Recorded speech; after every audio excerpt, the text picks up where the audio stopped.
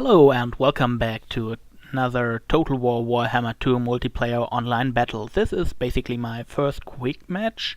I'm usually doing matches over the basic match browser. And we're on the map Battle of Helfan. It's a quite interesting map. I believe there is a quest battle here for the vampire counts. And it has a lot of neat structures all over the place.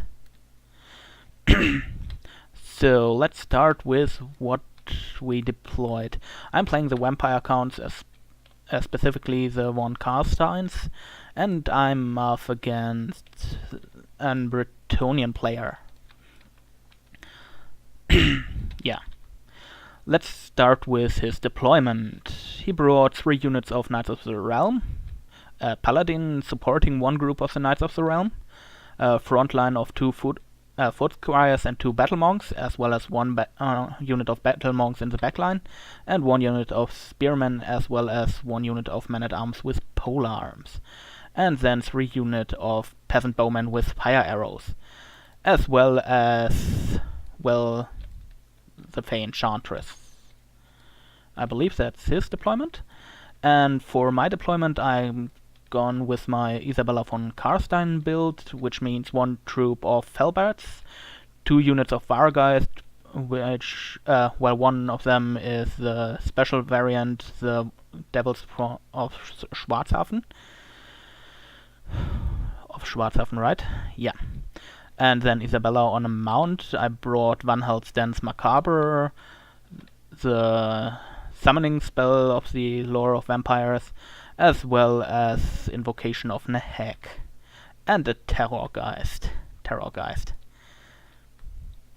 And then for my infantry squad, I've brought 2 units of skeleton spearmen, as well as 2 units of basic skeletons, then 3 units of Graveguard, while one of them is a type with great weapons, just against cavalry that may charge me, and a Vampire of Death without any spells, also without the lore-specific aspect, and the Sword of Anti-Heroes. She's basically my melee support leadership, as well as my sniping power against other heroes. And without further ado, let's start the battle. I deployed here because I kinda knew that Bretonnia would bring cavalry, so I kinda wanted to use this piece of wood, basically the only real big piece of wood, to my advantage, since infantry gets the malus when they fight in watery areas.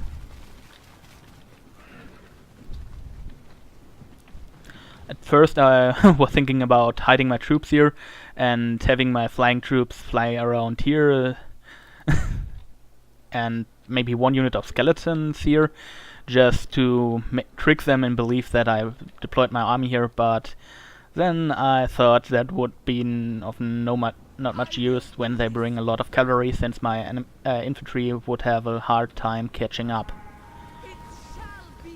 And with wood in mind, kinda move my troops all around here. Here I kinda misclicked and my troops were sent off wandering through the trees, but I corrected that. Yeah, there was a weird mistake with my shift key.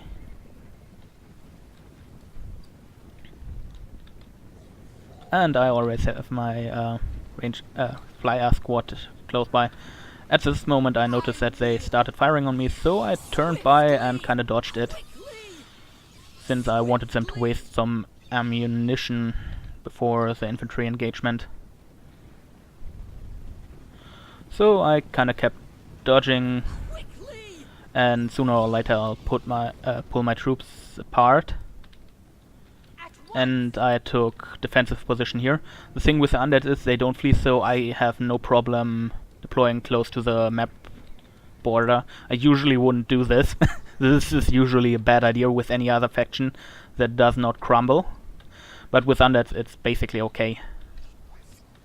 Or even better, since the enemy is probably not crumbling. And here again a little dodging with my Vargeists. And a little breath on the Grey Relic.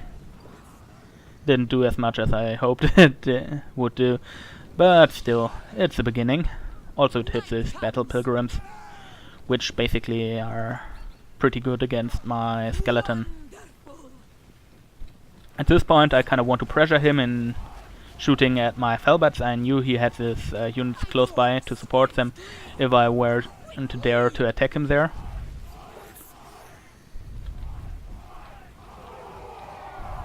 At this point they start shooting at my hero for a moment there, but once again I just move her and yeah, nothing happens. As you can see, they fired some of their ammunition and only dealt a minimal amount of damage.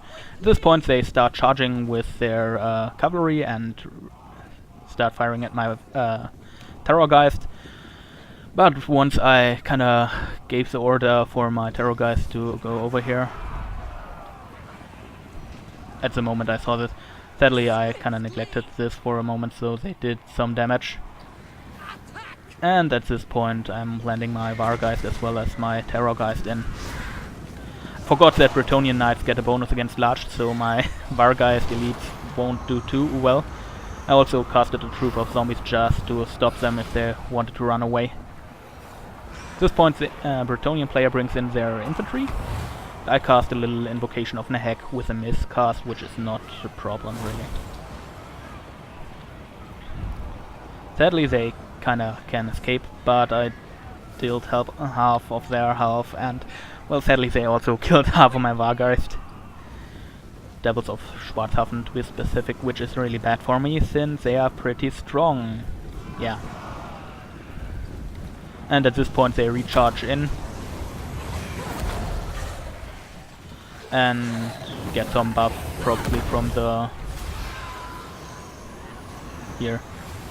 Enchantress. At this point she's way behind my lines, so I take the opportunity to send in my Vampire with her Sword of Hero Killing, as well as the Terrorgeist. And I'm currently trying to bring around my troops and flank him with my infantry. But sadly I have to deal with cavalry at the same time, so I assign some of my troops to that later on. While that I kinda want to disattract their archers and bring in my Vargeist as well as my Felbats. Sadly they are doing not too good since the player kept some troops around, one troop of foot squires and one troop of battle pilgrims.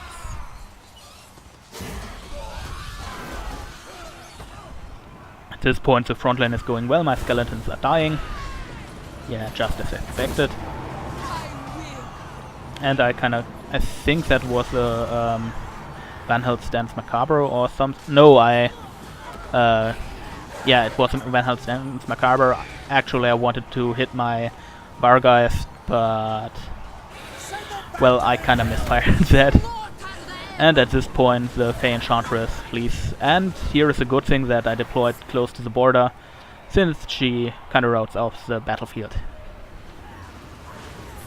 without a chance of coming back and casting her healing spells. Because she took all spells. Here I fired another shot of the Vargeist Scream into the archers, which had dealt with my Felbats. And then reassigned my Terrorgeist to the Grey Relic, since it's kinda buffing them up and holding the leadership up. Which isn't too good since their leader just flew from the battlefield. At this point we even have these quite healthy spearmen at arms kinda wavering. And oh, they are back to normal since they are close to the Grey Relic. And I also sent in my Vargeist against the Foot Squire since they are pretty good against them. Well, they are okay against them. They are anti-infantry and have a lot of damage, so they will go through the armor eventually. At this point we have these cheap spearmen as well as Foot Squires against my Terrorgeist, which is not a good fight for them. But I send out my Terrorgeist to kinda finish off this Grey Relic, which then dies, and that kinda hits the morale of all of their troops. At this point I've already kinda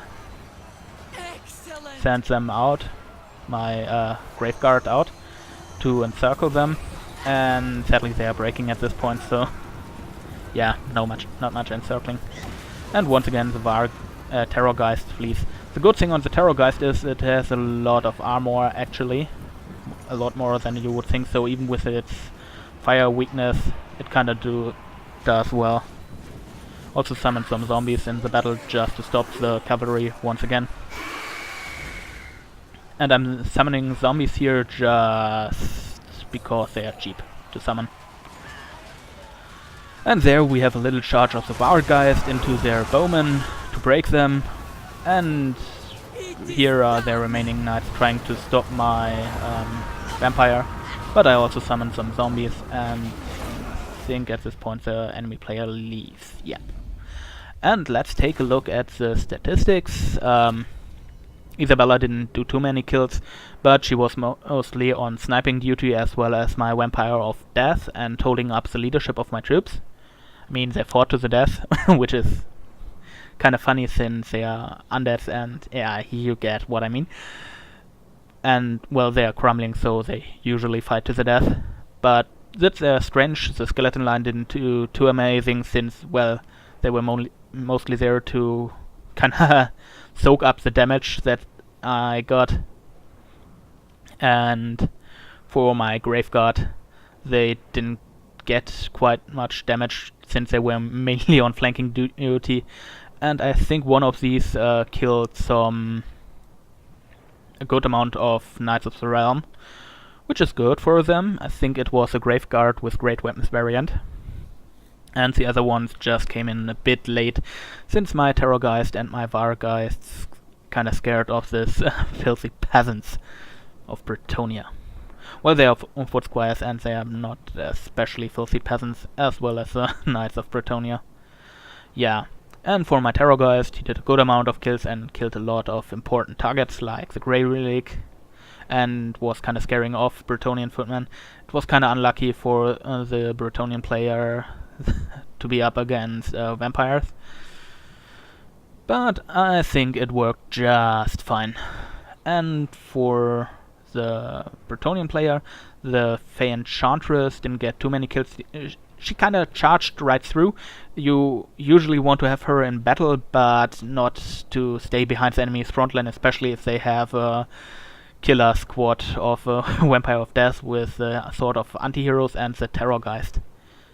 It's a thing why I bring the Vampire of Death. You usually don't expect them to do well in combat, but then bam, you prop the sort of anti-heroes and cast Isabella of Karstein's buff and the debuff of her, and you can just snipe heroes, because no one expects a Vampire of Death to perform too well in combat.